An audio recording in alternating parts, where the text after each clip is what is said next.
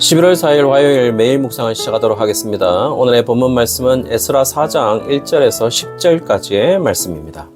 오늘 본문은 에스라 4장의 전반부에 해당합니다. 결국 4장 24절에 보시면 이에 예루살렘에서 하나님의 성전 공사가 바사왕 다리오 제2년까지 중단되니라 라는 그 구절에 보시면 성전 공사가 16년간 중단이 되는데 오늘 본문은 4장 전반부로 그 성전 중단의 원인을 말하고 있는 것으로 보이고 그 중에 최고의 원인은 바로 성전 재건에 방해가 있었다라는 사실을 이야기해주고 있어요. 1절에 보면 이스라엘 백성들이 포로로 돌아온 후에 성전을 건축하기 시작했습니다. 그러나 그 소식을 유다와 베냐민의 대적이 들었다라고 말해주고 있어요. 그렇다면 유다와 베냐민의 대적이 들었다고 말하고 있는데 이들의 정체는 무엇일까요? 4장에서는 이들의 정체를 두 종류로 설명하고 있는 듯합니다. 여기에서 대적의 정체를 알려주고 있는 것은 일단 유다와 베냐민이 아닌 사람들임을 알 수가 있죠.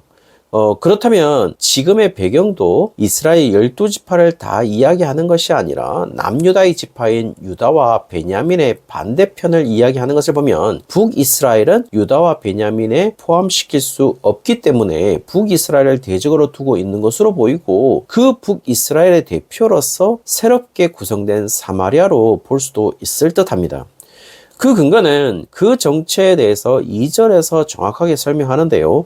아수르 왕 에살핫돈이 우리를 이리로 오게 했다라고 말하고 있는 것을 보면 에살핫돈은 아수르 왕으로 북이스라엘을 멸망시켰고 여기에 있는 백성들을 포로로 끌려가거나 강제 이주시키고 이방 민족들을 북이스라엘 지역으로 이주시키고 혼혈 족속으로 만들어버린 장본인이기 때문이죠. 이 사실은 열왕기하 17장에 보시면 자세히 설명하고 있고 그리고 더 중요한 것은 열왕기하 저자는 이 사실을 진술하면서 17장 41절에 보시면 이 여러 민족이 여호와를 경외하고 또 그 아로 새긴 우상을 섬기니 그들의 자자손손이 그들의 조상들이 행하던 대로 그들도 오늘까지 행하니라 라고 말하고 있는 것을 보면 여기에서 여러 민족은 사마리아에 사는 여러 민족을 이야기합니다. 하는 것으로 보여요. 그들이 여호와도 경외하고 우상도 함께 섬겼다라고 이야기하는 것을 보면 그들이 여호와를 섬기고 있지만 우상 숭배자로 단정짓고 있는 장면이라 할 수도 있겠죠. 그럼 오늘 본문에서 나타나는 것은 2절에서 그들이 유다와 베냐민 백성들과 같이 하나님을 찾는다라고 말하고 있어요. 여기서 찾는다라는 말은 다라시라는 히브리 단어로 따르다, 묻다, 예배하다라는 의미라면 여기에서 가장 어울리는 의미는 자신들도 유다와 베냐민 백성들과 같이 하나님을 예배하는 자들이라고 호소하고 있는 것으로 보입니다. 물론 어느 정도의 비율에서는 그들도 이스라엘 백성이라고 할 수 있겠죠. 지금 사마리아인의 구성을 보면 말이죠. 그리고 그들이 성전 짓는 것에 참여하기를 원했다라는 사실을 보여주고 있습니다. 그러나 3절에서 성전을 짓는 일에 책임을 맡았던 자들의 판단이 나오는데요. 그들의 제안을 거절하고 있는 것이죠.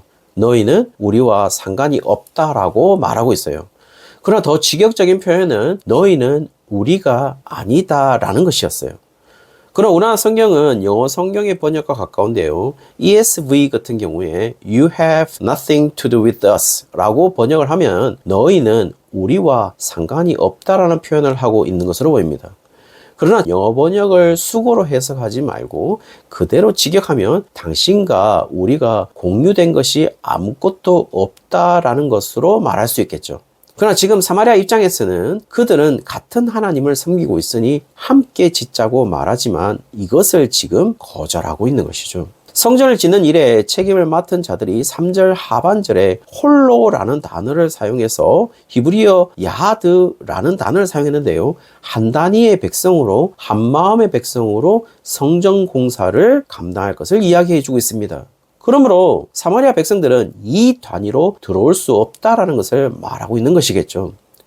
이미 사마리아인들은 들어오면서 호남 민족이 되었던 것이 분명하고 사마리아인들이 가지고 있는 것도 상당히 왜곡된 이스라엘 종교를 가지고 있었던 것으로 보여요. 그러므로 이미 사마리아 백성들은 호남 민족이 되어 있었고 한마음이 아닌 그들과 같이 짓는 성전은 이미 하나님의 것이 아닌 여러 신의 하나의 신의 성전이 될 가능성이 많았던 것으로 보입니다. 다른 신전들과 다를 바가 없는 것이죠. 그리고 그것을 오늘 본문도 증명해 주고 있는데요. 그들이 자신들이 거절당하자 그들의 해결 방식이 나오고 있는데, 같은 민족으로서 같은 하나님을 섬겼다고 말하는 그들이 5절에 이방인들에게 뇌물을 주어서 자신의 생각을 관철시키려고 했던 것으로 보입니다. 방해하는 두 번째 그룹의 정체들로서 5절에 보시면은 바사왕 고레스의 시대부터 바사왕 다리오가 즉위할 때까지 관리들이라고 이야기해주고 있어요. 지금 사마리아인들이 그들과 함께하고 있음을 알려주고 있는 것이죠. 그리고 그들과 생각을 공유하고 있다라는 것도 알려주고 있어요. 이런 과정 속에서 유다 백성들의 반응은 손이 약해졌다라는 말로서 4절에 표현되어지고 있습니다. 손이 약해졌단 말이 무엇일까요? 이 표현은 사무엘하 4장 1절에 보시면 사울의 아들 이스보셋은 아브넬이 헤브론에서 죽었다 함을 듣고 손에 맥이 풀렸고 온 이스라엘이 놀라니라라고 해서 손에 맥이 풀렸고 라는 그 부분이 지금 손이 약해졌다는 표현과 동일한 표현입니다. 그리고 이사야 13장 7절에 보시면 그러므로 모든 손의 힘이 풀리고 각 사람의 마음이 녹을 것이라 라는 부분에서 손의 힘이 풀리고가 또 같은 표현으로 사용하고 있어요. 에레미야 6장 24절에 보시면 우리가 그 소문을 들었으므로 손이 약하여졌고 고통이 우리를 잡았으므로 그 아픔이 해산하는 여인 같도다 라는 부분에서도 손이 약하여졌고가 바로 같은 표현을 사용하고 있습니다. 그렇다면 여기 모든 표현들의 공통적인 의미는요, 도저히 일을 할 수 없는 능력이 사라진 손의 상태를 이야기하고 있는 것이죠. 다시 말씀드리면 일을 할 수 없다라는 겁니다.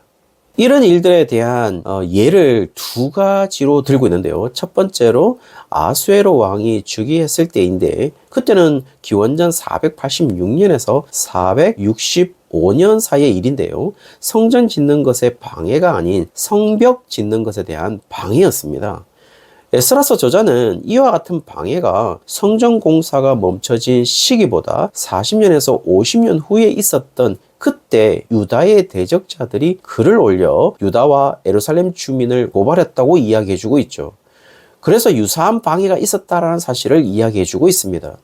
특별히 6절에서 보면 고발하다는 단어가 시트나라는 단어로서 반대하다, 고소하다는 단어의 의미로 이 동사의 명사형이 사탄으로 반대자, 대적자라는 의미로서 우리가 가장 잘 아는 의미는 사단인 것이죠. 그러므로 그들이 한 짓은 사단의 행동이었다라는 것을 의미하고 있습니다. 결국 사단이 하는 행동은 하나님의 백성들이 도저히 일을 할 수 없도록 막는 것이겠죠. 사단의 역사는 멈추지 않았는데요. 두 번째 예를 제시하고 있습니다. 7절에 6절에 언급한 아수에로 왕의 아들인 아닥사스다 왕의 시기로 기원전 465년에서 424년의 일인데요. 그때 일을 말하고 있는데, 그때 성벽을 건축하는데 유대인들의 적대자들이 왕의 상소장을 보내는데 7절에 아람어로 기록을 했다라고 이야기하고 있어요. 여기에서도 9절에 언급되는 사람들이 디나 사람과 아바사 사람과 다블레 사람과 아바세 사람과 아렉 사람과 바벨론 사람과 수산 사람과 대의 사람과 엘람 사람이라고 모두 이방 사람들을 지시하는 것으로 보입니다. 10절에 종귀한 오스나발이라고 언급하고 있는데요. 2절에 나타난 에살핫돈에 의해 왕위에 오른 아수르바니파를 가리키는 것으로 보이고, 지난주 주일 설교에서도 언급했듯이 아수르바니파는 상당한 관용 정책을 통하여서 사마리아 성과 유브라데 강 건너편 다른 땅에 옮겨둔 사람들이 있는데요. 그들도 함께 성전을 방해하는 고발장을 보내는데 동참했다라는 이야기를 해주고 있습니다. 결국 이런 것을 보면 하나님의 백성들은 고난이 이어지게 되어 있다는 사실을 이야기해주고 있죠. 언제나 사단의 계략의 대상이 되고 있는 것이죠.